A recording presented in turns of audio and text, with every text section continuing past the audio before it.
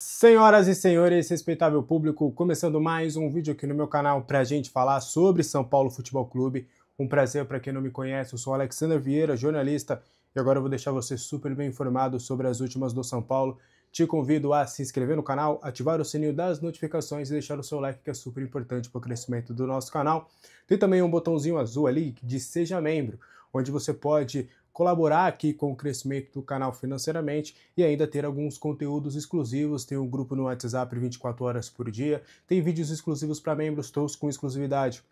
Alguns bastidores sobre esse retorno do Pablo Maia, uma reunião que ele teve com o Zubildia. Tem lives exclusivas. Hoje vou gravar um novo programa que só os membros do canal vão poder participar, que vai ao ar meio-dia aqui para todo mundo. Fora servidor no Discord, tem liga no Cartola, tem muita coisa, dá uma olhada aí nos benefícios. Bora falar sobre São Paulo Futebol Clube? Júlio Casares veio a público e explicou alguns detalhes sobre o plano financeiro dessa reestruturação financeira do São Paulo para os próximos anos, né? Tem a questão do FDIC, o São Paulo também segurando um pouco mais as contas, tendo toda uma austeridade financeira.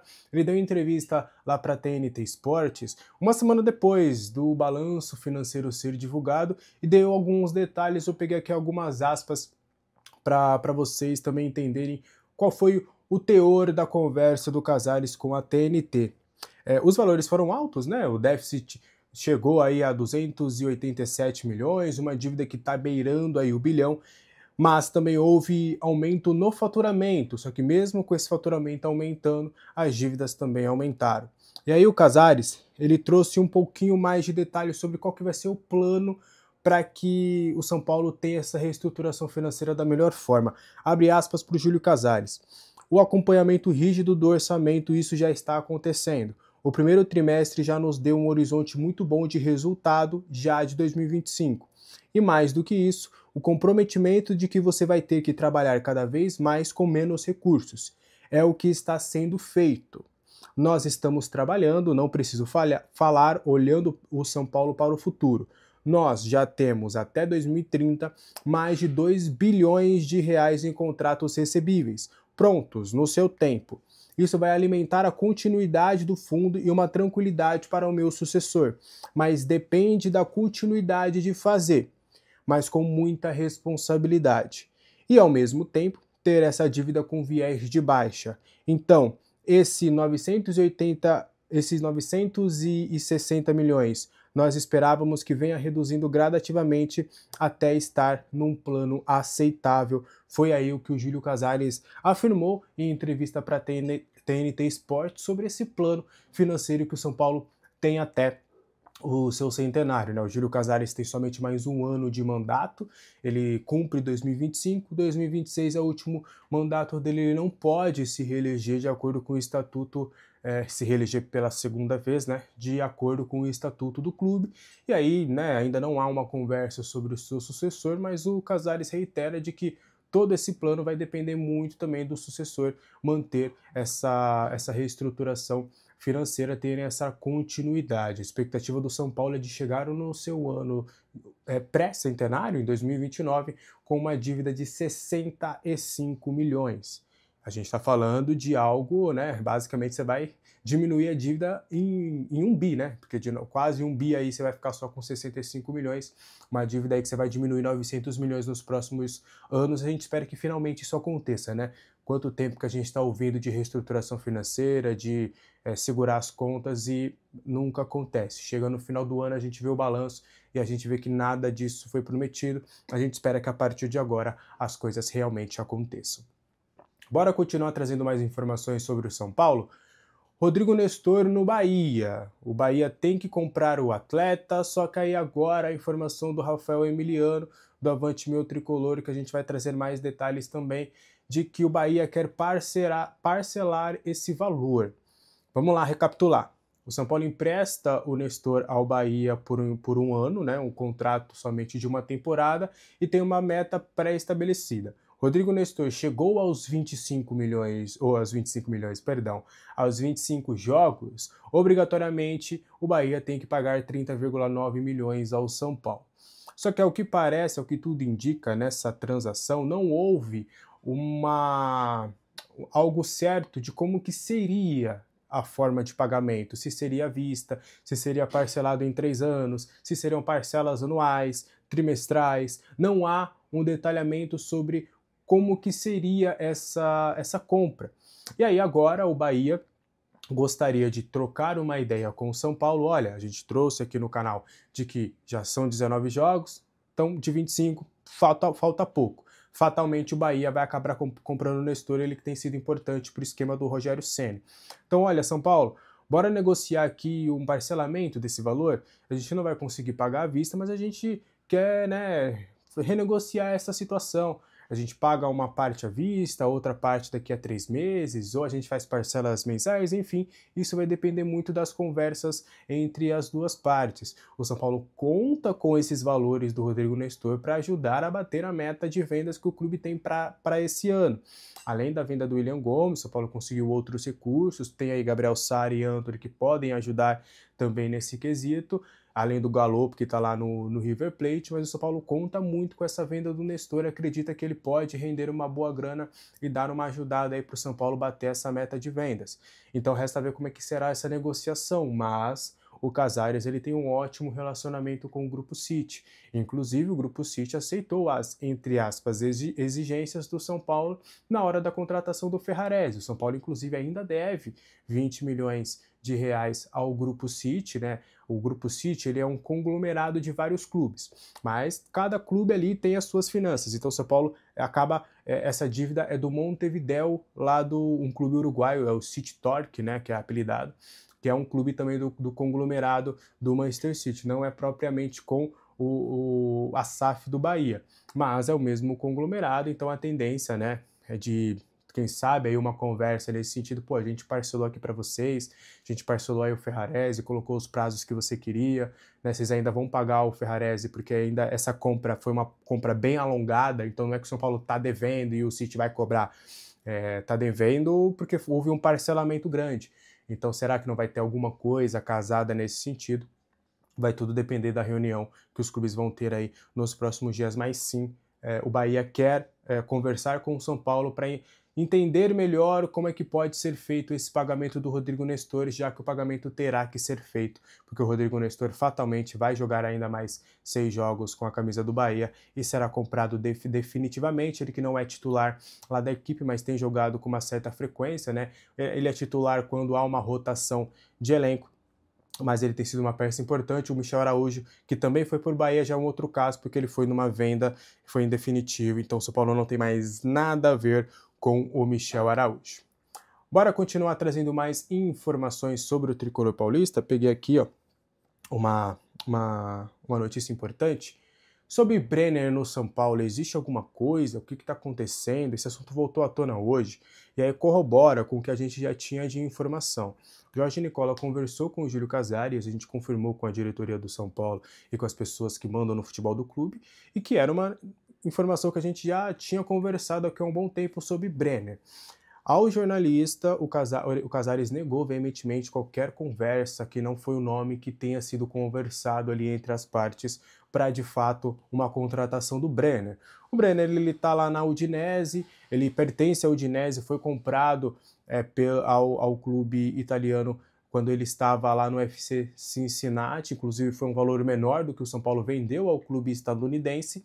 E aí a Udinese não está utilizando lá muito o Brenner não está tendo muita rodagem por lá, então o staff está começando a trabalhar no mercado, prospectar algumas equipes que podem fazer com que o Brenner tenha mais minutagem. Obviamente que em um primeiro momento o cenário seria olhar para o futebol europeu, porque ele tem esse desejo, mas o mercado brasileiro também atrai, né? Porque você volta para sua casa, você fica mais próximo da sua família e você tem um futebol que é competitivo e você pode ter sequência. Só que no São Paulo ainda não houve essa conversa sobre Brenner. Eu trouxe para vocês que o próprio Brenner, ele teria vontade de voltar ao Brasil para jogar, ele quer jogar, seja lá na Udinese ou seja no futebol brasileiro, ele quer jogar porque faz tempo que ele não joga. Ele teve uma lesão grave há há um bom tempo e desde então ele não consegue ter uma sequência para demonstrar serviço. Então ele quer jogar e fatalmente numa volta ao Brasil, ele que tem um carinho enorme pelo São Paulo, ele toparia sem pensar duas vezes de voltar para o São Paulo. Só que dentro do São Paulo não há essa conversa, não há esse interesse neste momento. Muito porque o São Paulo vai esperar um pouco a janela do meio do ano e esquentar para entender e dar tempo também para ver as situações de André Silva e Rian Francisco, porque você imagina, se você traz o Brenner, é bem provável que o Rian perca espaço, só que se o Rian e o André estiverem bem até lá, se eles estiverem dando conta do recado, não seria mais interessante você contratar um centroavante que, entre aspas, é bem mais barato e tem uma taxa de evolução ali dentro do clube que não vai atrapalhar a hierarquia de Rian e André Silva? Porque se você vem com o Brenner, é um cara querido, fatalmente a torcida vai começar a pegar no pé para querer o Brenner como titular. Agora, se você traz, eu vou só dar um exemplo, tá? É só um exemplo. O Mariano Dias, que é o nome que foi oferecido. O Mariano Dias, ele não chega para ser titular, ele não chega para dar pressão nesses dois jogadores. Ele vai chegar como terceira opção e aí ele, por mais que ele tenha jogado no Real Madrid, ele não vai chegar com essa pompa. Ele vai chegar como uma terceira opção e vai ter que ralar o popô ali no gramado, no asfalto, para poder conseguir mais espaço. Então, o São Paulo está tratando com muita cautela essa situação e também tem o fato do Brenner, tipo, cara, o Brenner vai aceitar receber do próprio São Paulo um valor adequado na realidade financeira do clube? Já é um ponto. Segundo ponto, se ele não topar, a Udinese vai topar pagar parte dos salários do Brenner? Já é um outro ponto, porque aqui no futebol brasileiro pode ter vários clubes que queiram bancar o salário do Brenner integralmente. O Udinese vai olhar, por exemplo, Internacional, Fluminense, Grêmio, Atlético Mineiro, sei lá, pode aparecer Flamengo, Palmeiras. Esses caras aqui querem pagar o salário integral do Brenner e o São Paulo quer pagar 40%. Por que eu vou negociar com o São Paulo, sendo que para mim é um negócio benéfico melhor aqui, mesmo que o jogador queira jogar no São Paulo? Fora que a Udinese pode chegar e falar, não aceito empréstimo gratuito, ou eu não aceito nem empréstimo, eu quero uma venda, em definitiva, eu quero um empréstimo com obrigação de compra. Então, olha quantas variáveis que neste momento dificultam qualquer possibilidade do Brenner ser contratado pelo São Paulo, tá? Óbvio, mercado, dinamismo, a coisa pode mudar daqui a um mês, 2 meses, mas neste momento não há uma conversa por uma contratação do Brenner do lado do São Paulo, tá bom? Pra gente fechar o vídeo de hoje, não tem muito a ver com o São Paulo, apesar de ter sido um nome ventilado no clube, mas eu acho que é de trazer curiosidade aqui até para a gente refletir. Fernando Diniz, que foi, sondado, a gente pode dizer, ou especulado no São Paulo há algumas semanas eu fui bem generoso, faz já um bom tempo ali, acho que foi antes inclusive da semifinal do São Paulo contra o Palmeiras, acho que bem antes, teve ali aquela pequena crise ali no Paulistão, onde acho que foi até pré-São Bernardo, que o nome do Diniz acabou sendo bem ventilado e tudo, porque ele tem uma ligação com o Juliano Bertolucci, que é um empresário que hoje é o principal empresário em termos de ligação com o São Paulo, é o empresário mais próximo, ele que trouxe o Oscar, trouxe o Cedric, tem trabalhado para trazer mais reforços para o São Paulo, o Alves é também agenciado pelo Bertolucci, ele tem feito aí a ponte entre Marinax e o Júlio Casares, então é um empresário que tem trabalhado bastante ali em prol do São Paulo, além de também ser o empresário que tem o maior débito, é o maior credor em termos de empresário hoje do São Paulo. O São Paulo deve uma grana bem considerável em relação ao Bertolucci. Mas dito isso, só a título de curiosidade, até para a gente fazer uma reflexão. O Zubeldia, a comissão dele inteira, ganha aproximadamente 1 milhão de reais. O Zubeldia ganha em dólar, a conversão ali, foi acertado o contrato em dólar, então tem conversão, então às vezes dá uma variada nesse valor. Mas o Diniz, informação da Joana de Assis, lá do Sport TV, a pedida salarial do Diniz para o Vasco foi de 2 milhões de reais. Aí ela não especifica se é a comissão técnica ou se ela especificou depois. Eu acabei não prestando atenção, peço desculpas, se caso eu esteja equivocado. Mas aí o Diniz pedindo 2 milhões para o Vasco, para treinar o Vasco. Então, para vocês entenderem como o mercado de técnicos até está inflacionado e o São Paulo não tem condições de bancar um salário desse. É um salário também que o Dorival até pediu um pouquinho a mais e tá ganhando um pouco a mais lá no Corinthians. Então, é um salário 2 vezes mais do que a comissão inteira do Zubeldia.